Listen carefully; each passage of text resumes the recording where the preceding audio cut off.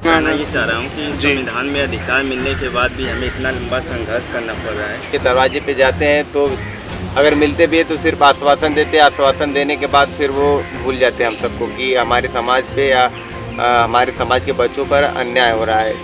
लेकिन आज लगभग 1 साल से ज़्यादा का समय हो गया है और लिस्ट आने के बाद लगभग 6 महीने का समय हो गया है। हम लोग लगातार अपनी बातों को मुख्यमंत्री तक, शिक्षा मंत्री तक, अपने डिप्टी सीएम तक, हमारे समाज जो नेता हैं वहाँ तक पहुँचाने का कार्य कर रहे हैं। हमें ये समझ में नहीं आया था कि हमारा अधिकार जो है गया कहाँ। जैसा कि हमारा धरना बहुत दिन से चल रहा है, 1 साल से भी अधिक समय हो गए इस धरने को, लेकिन हमारी बात जो हमारे ही समाज के मंत्री, विधायक, सांसद हैं वो न जाने अपने ही समाज पे हो रहे अन्याय के खिलाफ आवाज़ तक नहीं उठा सकते, न एक शब्द बोल सकते हैं। जब भी हम उनके दरवाजे पे जाते हैं तो अगर मिलते भी है तो सिर्फ आश्वासन देते हैं। आश्वासन देने के बाद फिर वो भूल जाते हैं हम सबको कि हमारे समाज पे या हमारे समाज के बच्चों पर अन्याय हो रहा है।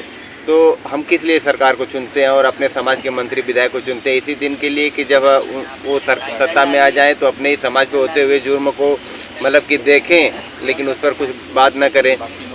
जैसा कि आपको पता है कि हम लोग यहाँ बाहर भाड़े के मकान में रूम लेकर के रहते थे, तो कल मकान मालिक ने हम लोगों को रूम से बाहर कर दिया। और कल जब शाम को लखनऊ में बारिश हो रही थी तो उस समय हम लोग अपने जो रूम मिला था, एक छत मिली थी, उसको हम लोग खाली कर दिए। फिर किसी तरह हम लोगों ने इसी इको गार्डन में आकर के रात बिताई है।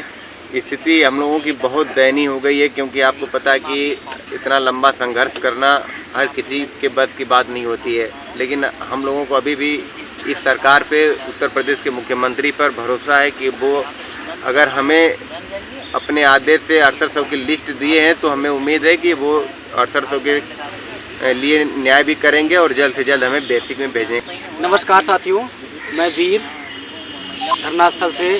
देखिए लगातार हमारे संघर्षों का दौर जारी है और हम लोग यहाँ वहाँ जहाँ भी हो सकता है वहाँ पहुँचते हैं, अपनी बात को रखते हैं, अपनी पीड़ा को रखते हैं। लेकिन आज लगभग 1 साल से ज़्यादा का समय हो गया है और लिस्ट आने के बाद लगभग 6 महीने का समय हो गया है। हम लोग लगातार अपनी बातों को मुख्यमंत्री तक, शिक्षा मंत्री तक, अपने डिप्टी सीएम तक, हमारे समाज जो नेता हैं वहाँ तक पहुँचाने का कार्य कर रहे हैं। लेकिन हम पिछड़े समाज के जो शिक्षक हैं, जो दलित समाज के शिक्षक हैं, दिव्यांग हैं, महिलाएं हैं हमारे साथ, लेकिन कोई भी हमारी बात को सुनने को तैयार नहीं है। लगातार यहाँ तक संघर्ष करने के बाद, मुख्यमंत्री से मुलाकात के बाद, गोरखपुर जाने के बाद, मतलब ऐसा कोई रास्ता नहीं है जहाँ पर हम लोग गुजरे ना हो और ऐसा कोई दरवाज़ा नहीं हो जहाँ पर हमने दस्तक न दी हो। लेकिन अभी भी हमें न्याय दूर दूर तक दिखाई नहीं दे रहा है। हमारा दोष क्या है? क्या हम दलित समाज से आते हैं? यही हमारा दोष है? हमारा दोष केवल इतना है कि हम दलित समाज से आते हैं? क्या अगर यही हमारा दोष है तो फिर हमारी पढ़ाई लिखाई क्या मतलब निकला है? आप बताइए। जो लोग इस वीडियो को देखेंगे उनसे हमारा सवाल है कि हमारा दोष क्या है। कोई आकर अगर बता दे तो हम लोग भी एक बार संतुष्ट हो जाएं कि भाई हमसे ये गलती हुई थी इसलिए हमको नौकरी नहीं मिल पा रही है। पढ़ाई करने के बाद, एग्ज़ाम क्वालिफाई करने के बाद, चयन लिस्ट में नाम आ जाने के बाद, आपका चयन हो जाने के बाद अगर आपको इतना लंबा संघर्ष करना पड़ेगा तो आने वाले समय में कौन पढ़ना चाहेगा और कौन नौकरी करना चाहेगा और कौन शिक्षक बनना चाहेगा? बच्चों के सपने होते हैं कि वो संघर्ष करके पढ़ाई तो कर लेंगे, एग्ज़ाम तो क्वालिफाई कर लेंगे, लेकिन उन्हें नौकरी मिल जाएगी। लेकिन यहाँ आज के ज़माने में नौकरी का जो मानक है वो चेंज हो चुका है। आपको पढ़ना भी पड़ेगा, संघर्ष भी करना पड़ेगा, चयन सूची में शामिल होने के बाद भी आपको संघर्ष करना पड़ेगा, आंदोलन करना पड़ेगा, दर दर भटकना पड़ेगा, भूखे रहना पड़ेगा, भीगना पड़ेगा, बीमार होना पड़ेगा। उसके बाद भी जाकर आपको नौकरी मिलेगी कि नहीं मिलेगी इस बात की कोई गारंटी नहीं है। हाँ, लेकिन ये शर्त होनी चाहिए कि अगर आप पिछड़े दलित समाज से हैं तब ये चीज़ शर्तें आप पर लागू होती है। अगर आप सामान्य वर्ग से आते हैं तो आपकी समस्याओं से दो चार नहीं होना पड़ेगा। आप नहीं पास होंगे तब भी आपको नौकरी मिल जाएगी, जैसा कि हुआ है इस भर्ती में।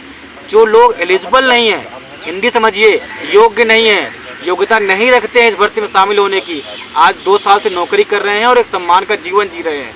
और जो लोग योग्य हैं, जिनका चयन सूची में पहली लिस्ट में नाम होना चाहिए, ये मैं नहीं कर रहा हूँ, बेसिक विभाग की एफिडेविट में लिखा हुआ है कि इन बच्चों को 2 साल पहले इस भर्ती में होना चाहिए था, लेकिन विसंगति के कारण इनका चयन नहीं हो पाया है।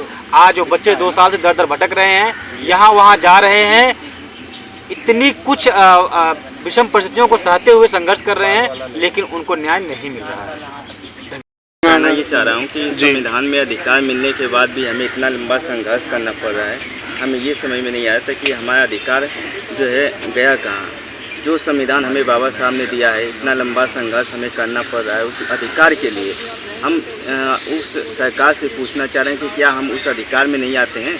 सरकार जो हमारा जो अधिकार देना चाहिए या नहीं देना चाहिए। इतना लंबा संघर्ष जो है बाबा साहब भी नहीं किए होंगे, जो इतना संघर्ष हम लोग यहाँ पे बैठ के कर रहे हैं।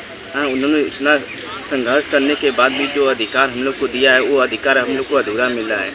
सरकार से मैं रिक्वेस्ट करता हूँ कि हमारा अधिकार जो है दिया जाए।